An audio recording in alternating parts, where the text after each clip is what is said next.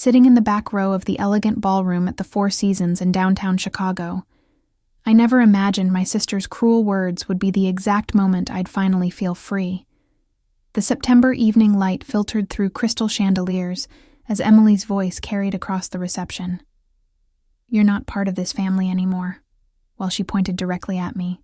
Before I reveal why I stood up, smiled, and walked out with more confidence than I'd felt in 28 years, let me know in the comments where you're watching from. Hit that like button if you've ever discovered that losing your family was actually the best thing that ever happened to you. My name is Sarah Collins, and for my entire life, I had been the family disappointment in a household that valued conformity, traditional success, and maintaining appearances above everything else.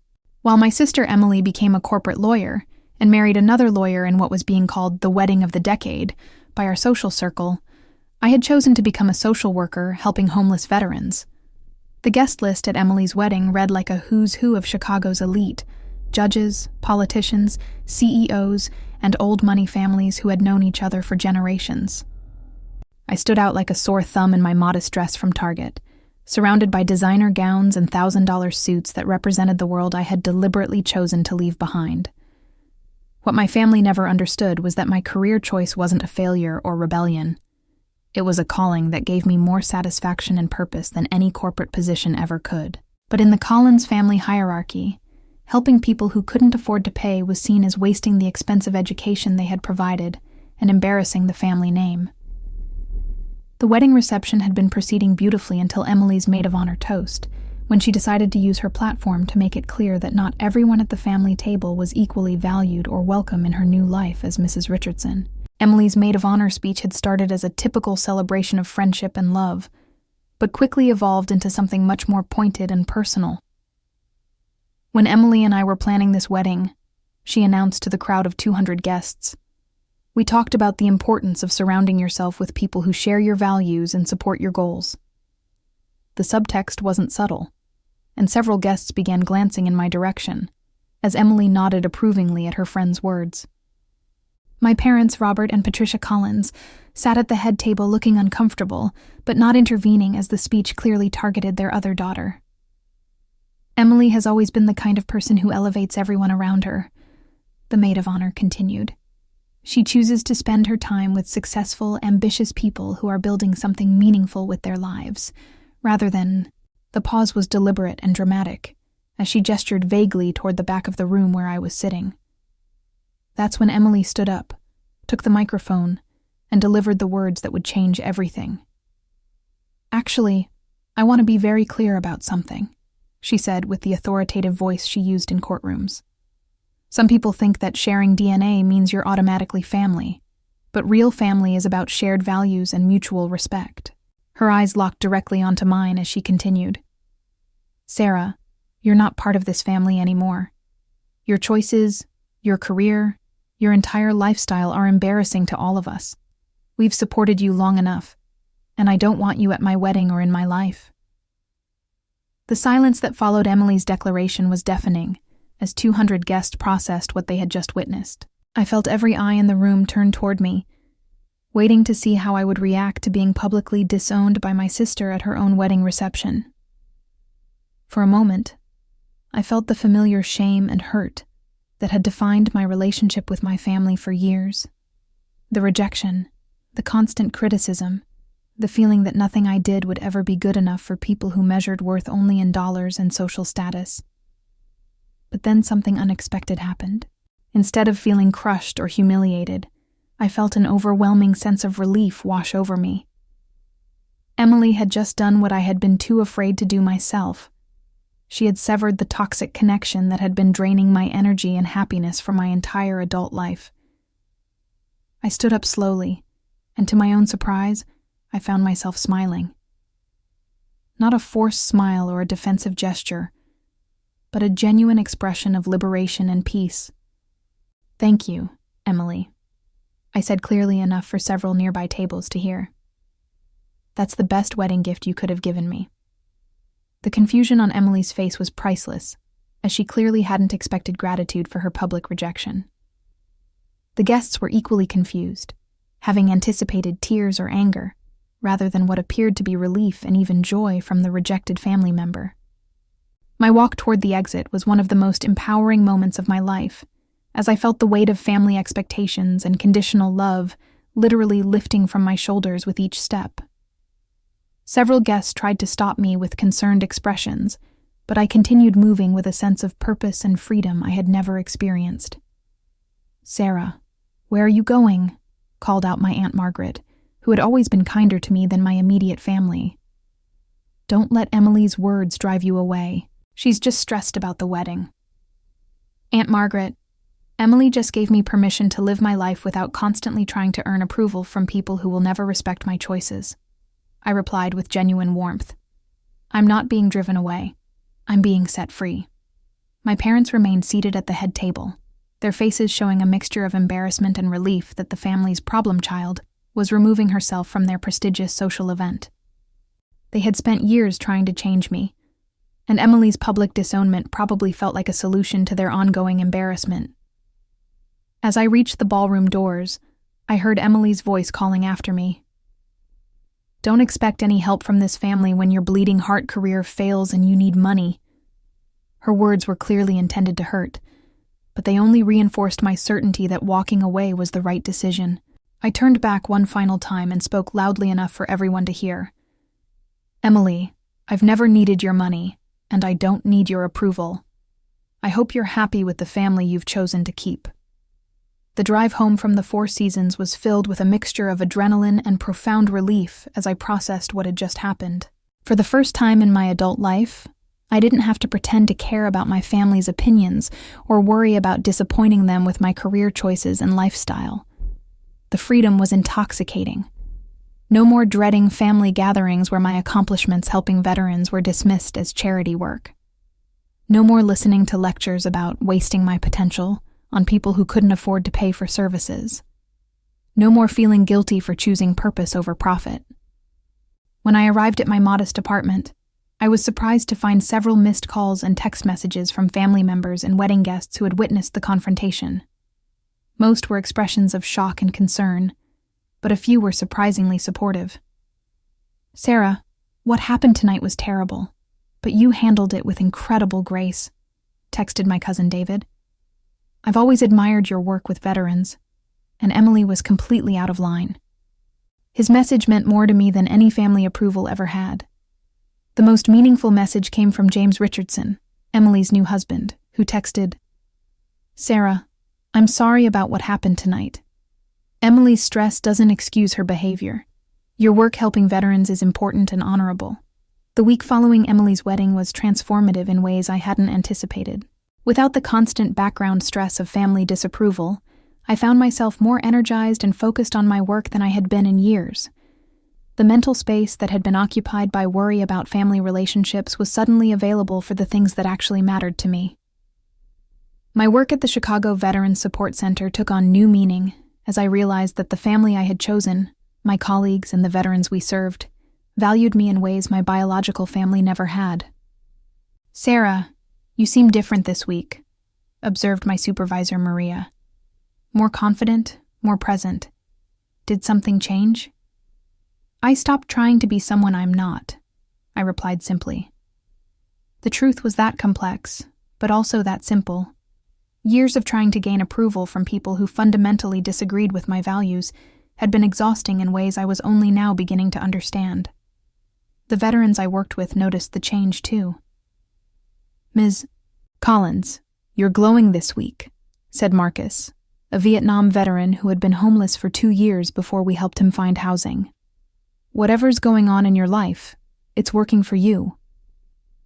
Marcus didn't know that his observation was particularly meaningful because he represented everything my family couldn't understand about my career choice. They saw him as a charity case or social problem, while I saw him as a hero who deserved respect and support. 2 weeks after the wedding, I received an unexpected phone call from James Richardson, Emily's new husband. "Sarah, I hope you don't mind me calling," he said carefully. "I've been thinking about what happened at the wedding, and I wanted to apologize for my wife's behavior."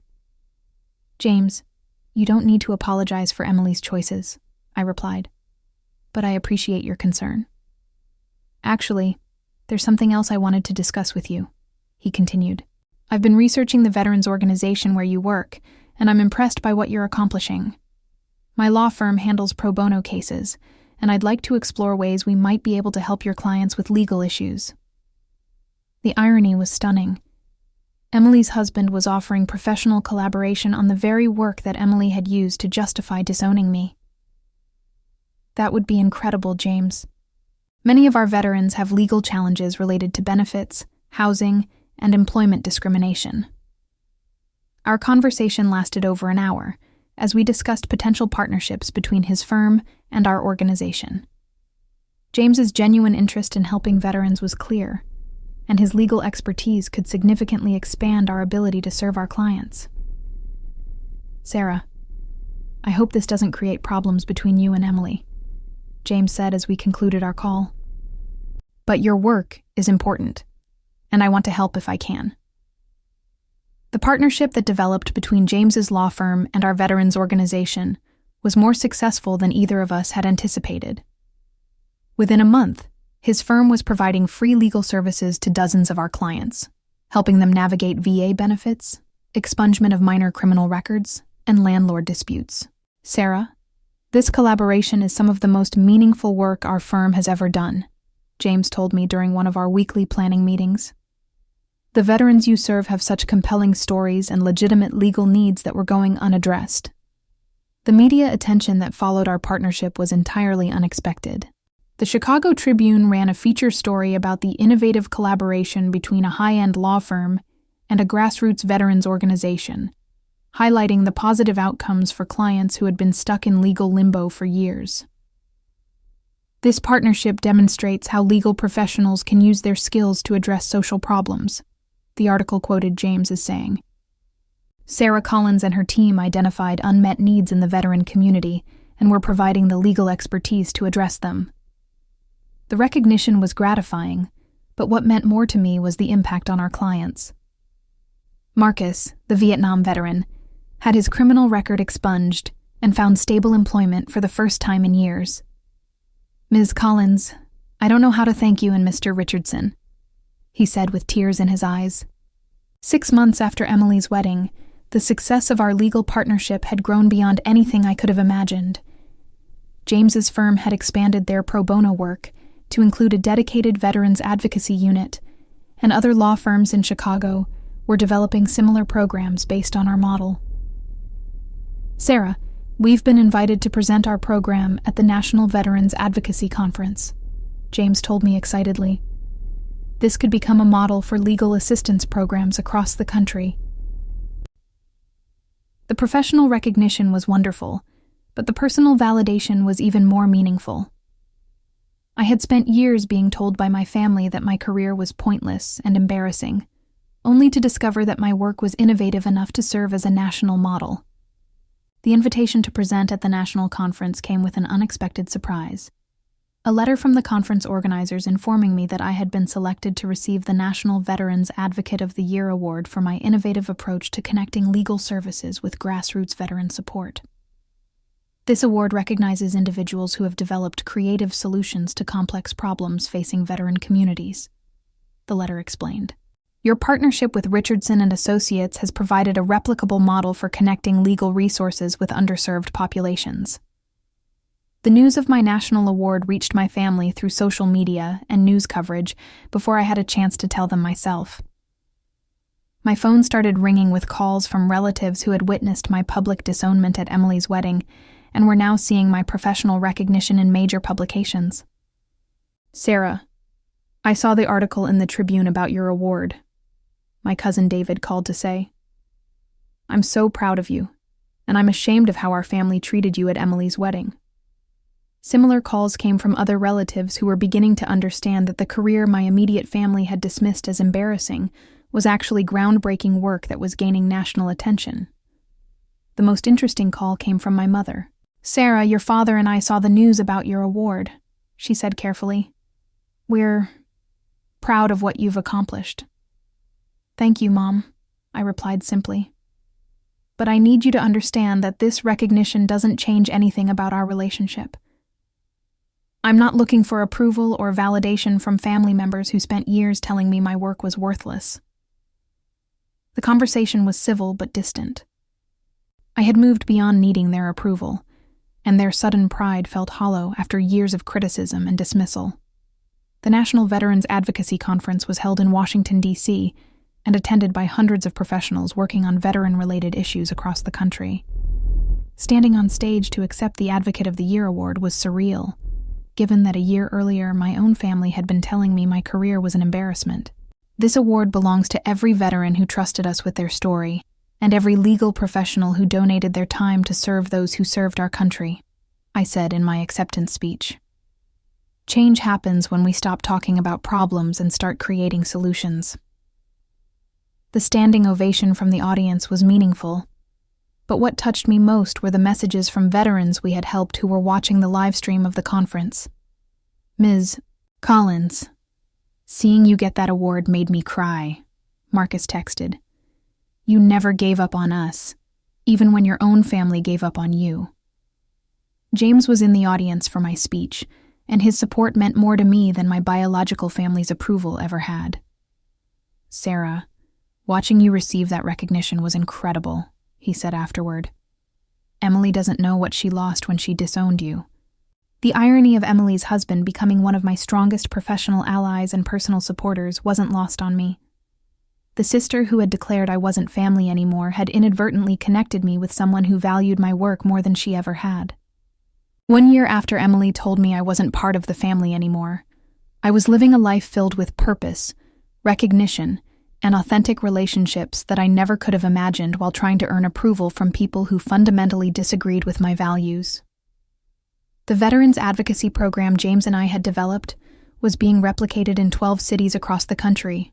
Our Chicago program had helped over 500 veterans with legal issues, and the success stories continued to motivate both of us to expand our services. Sarah, I have news that I think will make you smile, James told me during one of our weekly meetings. Emily and I are getting divorced. She never understood why I wanted to work with veterans, and she resented the time I spent on pro bono cases. The news wasn't surprising, given that Emily's values were fundamentally incompatible with the social justice work that had become central to James's legal practice. I'm sorry your marriage didn't work out, I said sincerely. I'm not, James replied. Marrying Emily taught me that I want a partner who shares my values, not someone who's embarrassed by my desire to help people who can't afford to pay for legal services. 3 months later, James and I began dating. The relationship that grew from our professional collaboration was based on shared values and mutual respect for each other's work. 6 months after that, we were engaged. My wedding was small and intimate, attended by the veterans we served, the colleagues who had become my chosen family, and the relatives who had genuinely supported me through the difficult transition away from my biological family. Emily wasn't invited, but she wasn't missed. The woman who had told me I wasn't part of the family anymore had inadvertently led me to the family I was meant to have, one built on shared values rather than shared DNA. Standing at the altar with James, surrounded by people who loved and respected us for who we actually were rather than who they wanted us to be, I realized that losing my original family had been the beginning of finding my real one. Sometimes the cruelest rejection leads to the most beautiful discovery of where you actually belong. When Emily told me I wasn't part of the family anymore, she freed me to find the family I was meant to have, one that valued service over status and authenticity over appearances. Have you ever been rejected by family only to discover that rejection was actually a gift? Share your story in the comments below, and don't forget to like and subscribe if this journey from family rejection to authentic belonging resonated with your own experience of finding where you truly belong.